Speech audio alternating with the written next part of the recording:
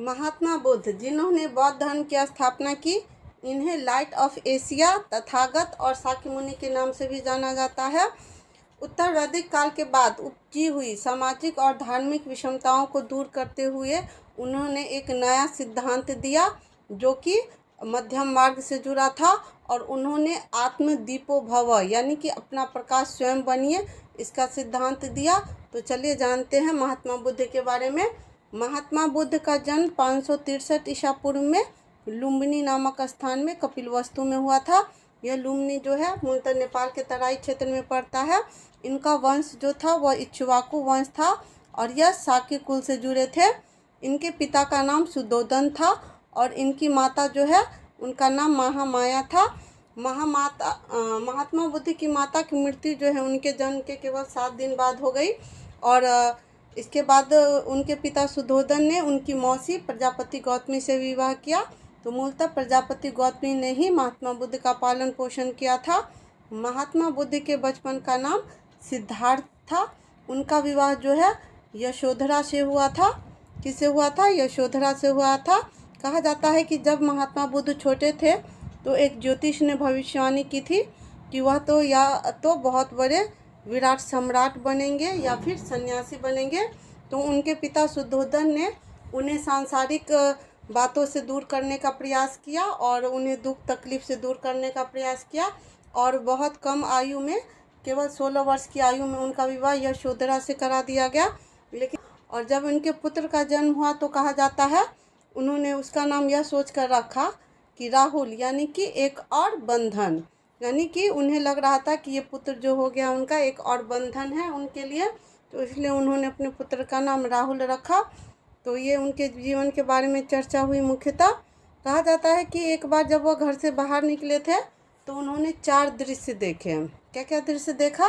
पहला तो एक देखा बूढ़ा व्यक्ति देखा, दूसरा देखा एक बीमार व्यक्ति देखा, तीसरा उन्होंने एक शव देखा, और चौथा क्या देखा? एक सन्यासी देखा जो कि बहुत ज़्यादा खुश था।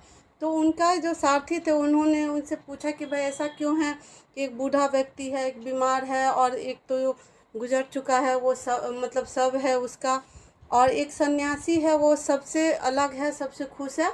तो इसके बाद उनके मन में एक वैराग्य की भावना उत्पन्न हुई, और इस घटना के बाद उन्हें लगातार लग रहा था कि वो घर बार छोड़कर ज्ञान की प्राप्ति के लिए निकले, और अंततः 29 वर्ष की आयु में उन्होंने वैशाख पूर्णिमा के दिन गृह त्याग कर दिया, जिसे महाभिनिष्क्रमण की संज्ञा दी जाती है बौद्ध धर्म में।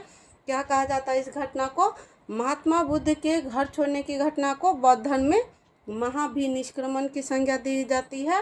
कहा जाता है जब उन्होंने घर छोड़ा तो इसके बाद उन्होंने अलार कलाम से सांख्य दर्शन की शिक्षा ली, यानी कि महात्मा बुद्ध के पहले गुरु कौन बने? अलार का नाम बने। इसके बाद उन्होंने रुद्रक रामपुत्र से भी शिक्षा ग्रहण की। कहानी प्रचलित है कि जब वह कठोर तपस्या कर रहे थे तो कोई स्त्री उधर से गुजरी और उन्होंने एक उदाहरण दिया कि बिना की तार को इतना भी न खींचा जाए कि वह टूट जाए, और इतना भी ढीला न छोड़ा जाए कि वह स्वर ही उत्पन्न न करे।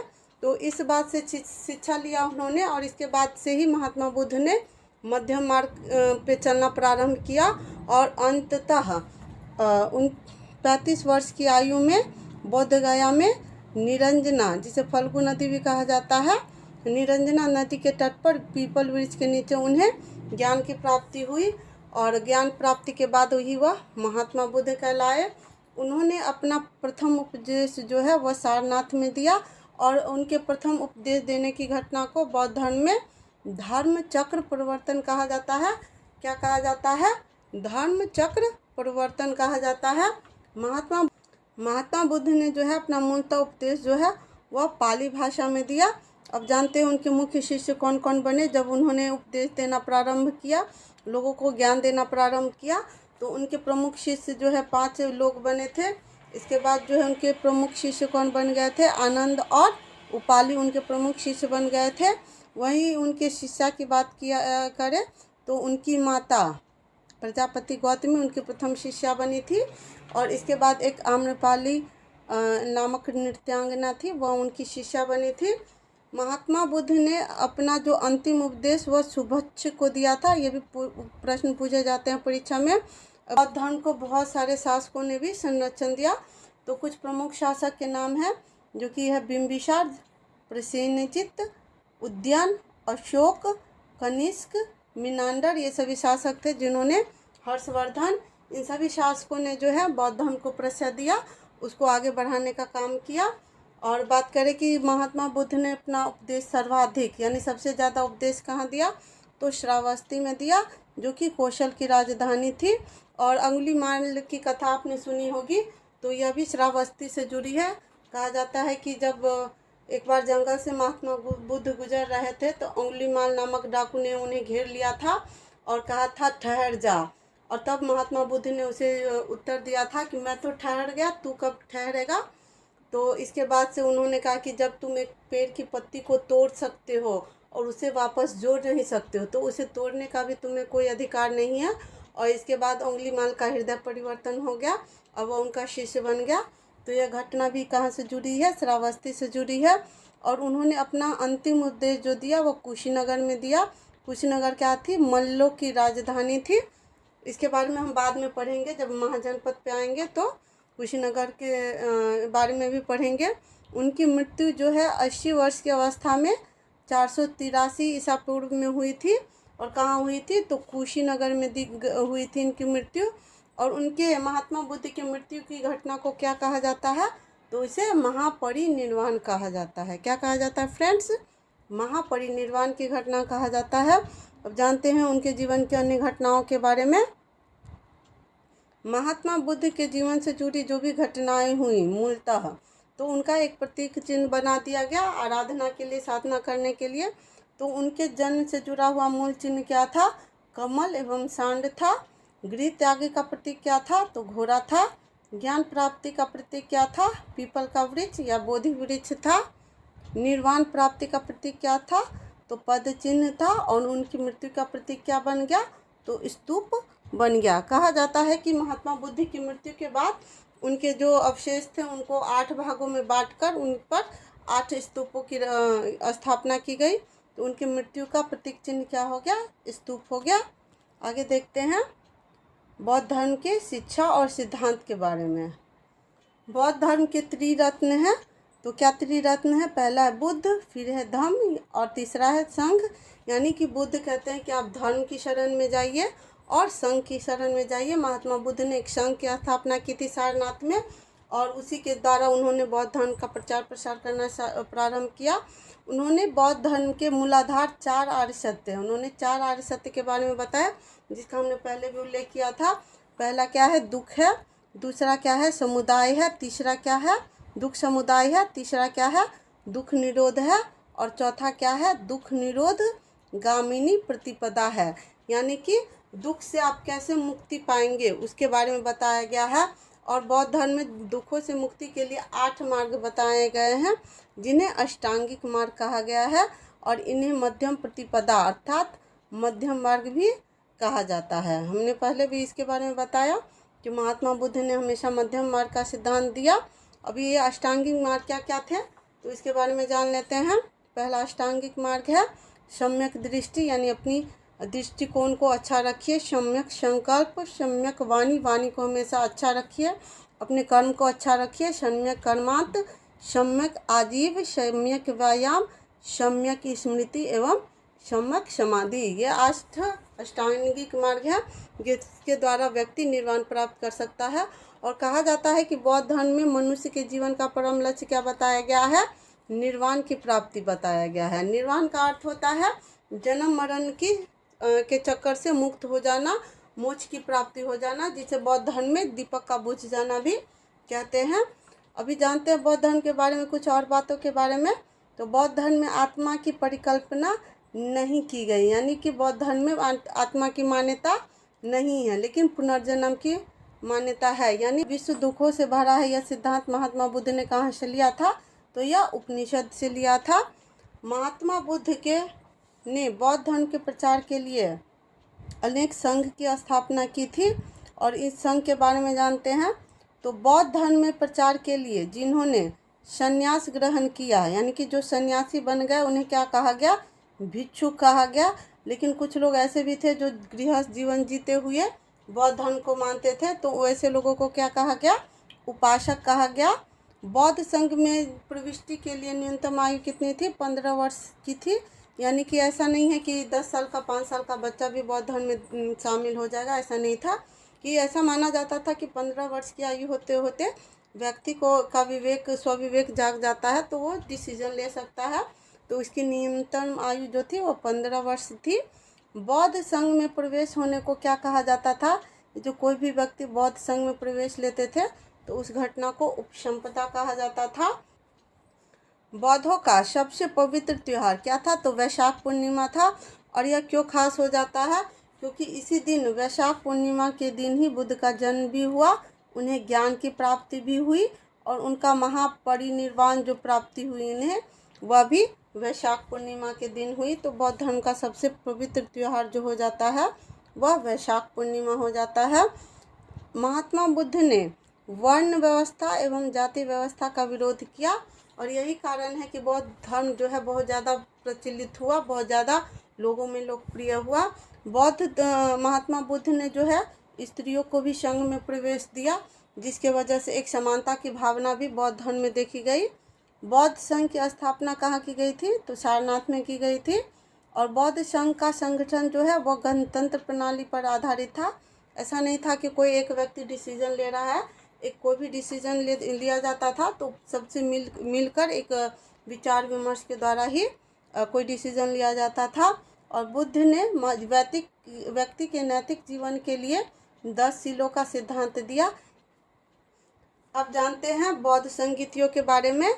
तो महात्मा बुद्ध की मृत्यु के साल ही उन पर प्रथम बौद्ध संगीति हुई। प्रथम बौद्ध संगीति कहाँ हुई थी, तो यह राजगीर में हुई थी। राजगीर में सप्तपर्णी गुफा है, वहाँ पर प्रथम बौद्ध संगीति हुई थी। और समय क्या था, तो 483 ईसा पूर्व, यानी कि जिस साल महात्मा बुद्ध की मृत्यु हुई उसी साल प्रथम बौद्ध संगीति का आयोजन किया गया। प्रथम बौद्ध संगीति के अध्यक्ष कौन थे, तो महाकश्यप थे। और यह शासनकाल किसका था, क्योंकि कोई भी इस तरह के बड़े धार्मिक आयोजन होते हैं तो शासक का महत्व बढ़ जाता है। तो ये हर्यक वंश के शासक थे अजातशत्रु, उनके शासनकाल में प्रथम बौद्ध संगीति का आयोजन हुआ था। और प्रथम बौद्ध संगीति में जो मूल कार्य किया गया, तो बुद्ध के जो भी उपदेश थे उनको सूत पिटक और विनय पिटक में संकलित किया गया। यह प्रथम बौद्ध संगीति के प्रमुख उद्देश्य थे या उपलब्धि कह सकते हैं इसको। अभी द्वितीय बौद्ध संगीति को देखते हैं। द्वितीय बौद्ध संगीति का आयोजन प्रथम बौद्ध संगीति के ठीक 100 साल बाद, यानी कि 483 ईसा पूर्व में प्रथम बौद्ध संगीति हुई थी। और दूसरी बौद्ध संगीति 383 ईसा पूर्व में हुई। और कहाँ हुई थी फ्रेंड, तो वैशाली में हुई थी। इसके अध्यक्ष कौन बने, तो सावक मीर बने। और इस समय शासन किसका था, तो मगध साम्राज्य पर जो है कालाशोक का शासन था। और कालाशोक जो था वह शिशुनाग वंश से जुड़ा हुआ था। और इसमें जो क्या हुआ कि अनुशासन की कैसे नियम होने चाहिए उसको लेकर बौद्ध धर्म में मतभेद होने लगा था। तो स्थविर एवं महासंगिक में बौद्ध धर्म विभाजित हो गया। जानते हैं तृतीय बौद्ध संगीति के बारे में। तो तृतीय बौद्ध संगीति का आयोजन पाटलिपुत्र में हुआ था। कब हुआ था फ्रेंड्स, तो 251 ईसा पूर्व में हुआ था। और इसके अध्यक्ष कौन थे, तो मोगली पुत्र तीस्त थे। तीसरा है तो तीस्त जो है इसके अध्यक्ष हो गए। इस तरह से याद रख सकते हैं। इस समय जो है मौर्य वंश के शासक जो है वह अशोक थे। नहीं, बौद्ध धर्म को विदेशों तक में प्रसारित करने का प्रयास किया और इसके लिए उन्होंने अपने पुत्र महेंद्र और पुत्री संघमित्रा को श्रीलंका भेजा। और तृतीय बौद्ध संगीति की बात करें तो इसमें जो है धर्म ग्रंथों का अंतिम रूप से संकलन किया गया। और तीसरा पिटक अभिधम्म पिटक जोड़ा, यानी कि 2 पिटक का संकलन कब हो गया था, प्रथम बौद्ध संगीति में हो गया था। जबकि थर्ड बौद्ध संगीति में क्या हुआ था, तीसरा पिटक यानी कि अभिधम्म पिटक जोड़ा गया था। जानते हैं चौथे बौद्ध संगीति के बारे में। तो चौथा बौद्ध संगीति जो हुआ था वह कहाँ हुआ था, कश्मीर के कुंडल वन में हुआ था। कब हुआ था, तो लगभग ईसा की प्रथम शताब्दी में, यानी कि पहली शताब्दी में हुआ था। इस संगीति के अध्यक्ष कौन थे, वसुमित्र थे। और इसमें एक उपाध्यक्ष भी थे। अब तक हमने केवल अध्यक्ष देखा था, जबकि चौथा बौद्ध संगीति जो है वह थोड़ा अलग हो गया। इसमें अध्यक्ष के साथ साथ उपाध्यक्ष भी बने। तो कौन उपाध्यक्ष थे? अश्वघोष इसके उपाध्यक्ष थे। शासनकाल किनका चल रहा था? तो कनिष्क जो है वो कुषाण वंश के शासक थे और बौद्ध धर्म के बहुत ही बड़े प्रवर्तक, बौद्ध धर्म के बहुत ही बड़े अनुयायी थे। तो इनके शासनकाल में चतुर्थ बौद्ध संगीति का आयोजन हुआ था और इस बौद्ध संगीति में ही 2 संप्रदाय में बौद्ध धर्म का विभाजन हो गया। पहला संप्रदाय क्या था? तो हीनयान, और दूसरा क्या था? महायान में विभाजन हो गया बौद्ध धर्म का। अब जानते हैं हीनयान और महायान के बारे में। हीनयान संप्रदाय के प्रमुख सिद्धांतों की बात करें तो इसमें महात्मा बुद्ध को एक महापुरुष माना गया है, यानी कि यह माना गया कि कोई अवतार नहीं थे महात्मा बुद्ध, वह एक महापुरुष थे, अर्थात यह एक व्यक्तिवादी धर्म था। हीनयान संप्रदाय मूर्ति पूजा एवं भक्ति में विश्वास नहीं करता है। इसमें महापुरुष माना गया है तो मूर्ति बनाकर महात्मा बुद्ध की पूजा इसमें नहीं की जाती है। हीनयान संप्रदाय में इनकी साधना प्रवृत्ति अत्यंत कठोर है तथा यह भिक्षुक जीवन का समर्थक है, यानी कि यह जो है कठोरता पे ज़्यादा जोर देते हैं।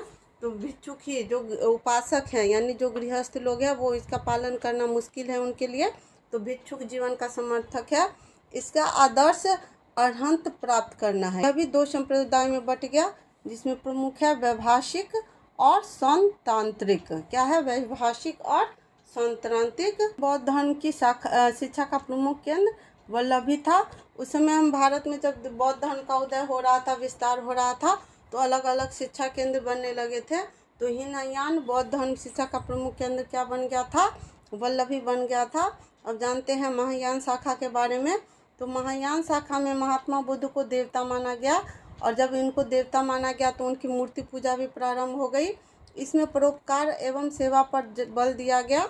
यह आत्मा एवं पुनर्जन्म में विश्वास करने लगा था। हमने अभी देखा था कि महात्मा बुद्ध आत्मा में विश्वास नहीं करते थे, लेकिन महायान शाखा में जो है बहुत सारे परिवर्तन को स्वीकार किया गया। अब आत्मा को भी और पुनर्जन्म में भी विश्वास को दिखलाया गया। इसके सिद्धांत सरल एवं सर्वसाधारण के लिए सुलभ थे, यानी कि भिक्षु के साथ साथ उपासक लोग भी इसको अच्छे से मान सकते थे। इसका आधार क्या था? तो बोधिसत्व था। बौद्ध धर्म के मूल सिद्धांत को इसमें माना गया, यानी कि मध्यम मार्ग अपनाइए। और इसके प्रमुख संप्रदाय शून्यवाद, जिसे माध्यमिक भी कहा जाता है, तथा विज्ञानवाद, यानी जिसे योगाचार्य भी कहते हैं, में बट गया। यानी कि बाद में जो है महायान शाखा में भी 2 पार्ट हो गए। और शून्यवाद के प्रवर्तक कौन बने? तो नागार्जुन बने। और शून्यवाद को सापेक्षवाद भी कहा जाता है। कई बार क्वेश्चन पूछ लिया जाता है कि शून्यवाद के प्रवर्तक कौन थे? तो नागार्जुन थे। और महायान शिक्षा का प्रमुख केंद्र क्या बना? तो नालंदा विश्वविद्यालय और विक्रमशिला विश्वविद्यालय जो है महायान शाखा का प्रमुख केंद्र बना। बाद में 7वीं शताब्दी में बौद्ध धर्म में एक और शाखा का प्रादुर्भाव हुआ, जिसे वज्रयान शाखा कहा जाता है। क्या कहा जाता है? वज्रयान शाखा। और चीन वगैरह में जो भी है यह वज्रयान शाखा ही है। इसमें क्या हुआ कि तंत्र मंत्र का प्रभाव ज़्यादा बढ़ने लगा। तो ये भी एक शाखा थी जो बौद्ध धर्म से जुड़ी हुई थी। अब जानते हैं बौद्ध साहित्य के बारे में। बौद्ध साहित्य को त्रिपिटक कहा जाता है और यह पाली भाषा में रचित है। और त्रिपिटक में क्या क्या शामिल है फ्रेंड्स?